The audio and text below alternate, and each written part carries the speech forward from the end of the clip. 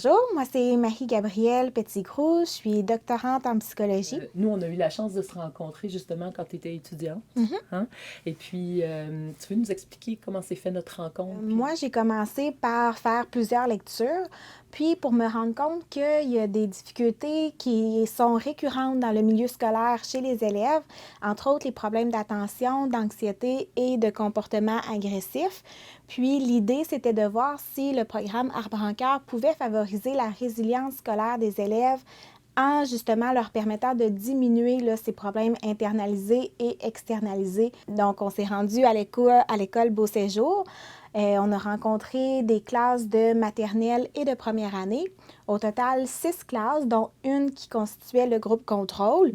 Puis, j'ai fait des évaluations avant que Manon Jean fasse les ateliers de pleine conscience, de relaxation auprès des élèves, puis après. Donc, pour évaluer un petit peu, comparer justement qu'est-ce que le programme apporte.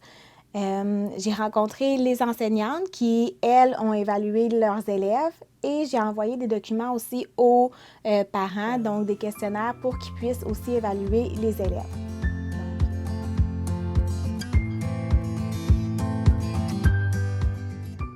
Ouais. Donc, durant les 12 semaines, c'est ce que j'ai fait, le programme de la météo intérieure où on a amené les enfants à découvrir les joies de la météo intérieure, que ce soit agréable, des fois inconfortable, l'instabilité météorologique, la respiration de la pleine conscience, la conscience aussi du corps à travers les différentes météos, et puis un peu de la visualisation et aussi de la relaxation. En fait, j'ai été une fois par semaine dans les classes à raison d'à peu près 50 minutes, on pourrait dire une période, dans chacune des classes. Puis ensuite, je demandais aux enseignants de s'engager à pouvoir faire au moins 5 à 10 minutes de pratique par jour pour faire en sorte que les enfants soient toujours dans l'univers de la météo intérieure.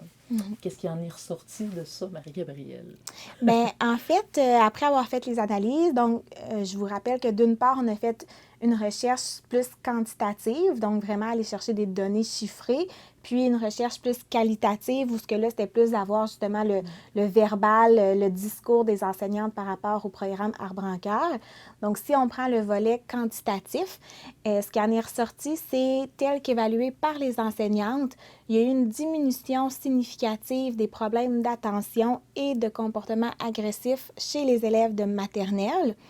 Et chez les élèves de première année, tel qu'évalué aussi par les enseignantes, la diminution elle a été significative, mais pour l'anxiété et les comportements agressifs. OK. Donc ça, c'est le volet enseignant. Pour le volet avec les parents, les résultats démontrent que les parents ont constaté en fait une diminution significative également des problèmes d'attention chez les élèves de maternelle. Donc, il y a une cohérence entre ce qui est perçu par les enseignants et les parents. Puis, pour les élèves de première année, les parents ont aussi constaté une diminution significative de l'anxiété. Donc, encore là, il y a une cohérence entre ce qui a été perçu chez les enseignantes et les parents. Puis, c'est ça. Donc, ça, c'est le volet quantitatif. Pour le volet qualitatif, ce qui est ressorti de la recherche, c'est qu'effectivement, les enseignantes pensent que ça pourrait être favorable pour les élèves d'utiliser à répétition, puis même sur divers degrés, le programme Arbre en cœur pour amener les jeunes justement à mieux gérer, canaliser leur attention, leur énergie. Toutefois, plusieurs enseignants, en fait, ont soulevé l'importance que ça devienne quelque chose de volontaire chez les enseignants, sans quoi certains pourraient ne pas s'engager ou ne pas intégrer cela au quotidien. Donc, ça, c'est l'aspect qui est ressorti pour le volet qualitatif. C'est qu'avec les enseignants, on leur demandait 5 à 10 minutes de pratique, mais finalement, les enseignants ils en ont fait beaucoup plus que prévu parce que les enfants, c'est eux qui ont embarqué. C'est eux qui en redemandaient. Pourquoi? Ben parce qu'ils étaient capables de nommer des choses. Exact. Parce qu'il y avait des outils aussi, fait ils sont devenus bienveillants. Ils sont devenus empathiques pour eux, mais aussi pour les autres autour, parce que finalement, on leur avait fourni quelque chose. On leur avait fourni aussi, pas leur fourni, mais on leur avait donné le droit d'exprimer l'inconfort comme le confort. Puis en plus, quand ils étaient dans l'inconfort, ben Il savait qu'il pouvait respirer, il savait qu'il pouvait faire du massage, il savait qu'il y avait plein de possibilités. Exactement. Puis c'est un peu ça qui ressort dans l'idée où ce que les comportements agressifs ont diminué. Ouais. C'est quand on arrive à mettre des mots, à reconnaître qu'est-ce qu'on ressent, on est moins porté à l'action, on est moins porté à réagir de manière agressive. Donc, on peut penser effectivement que de participer au programme Arbre-en-Cœur a permis aux jeunes de favoriser une meilleure expression de leurs émotions, une meilleure reconnaissance de ce qui se passe en eux et donc qui étaient moins portés à réagir en tant que tel.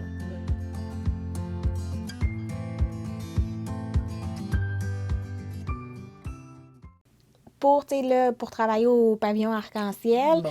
puis de voir beaucoup, justement, l'impact des parents, de la façon que les parents ont de gérer eux-mêmes leurs émotions, eux-mêmes leur vécu, eux-mêmes leur stress, de voir l'impact que ça a sur leur enfant. Donc, moi, je pense que ce qui pourrait être vraiment intéressant, c'est justement de combiner des interventions qui vont être parents-enfants pour que les deux apprennent justement tout ce que le programme Arbre-en-Cœur propose. Je pense que c'est vraiment là où il pourrait avoir une belle, un beau punch. Là. Oui, Ouais. parce que toi, en tant que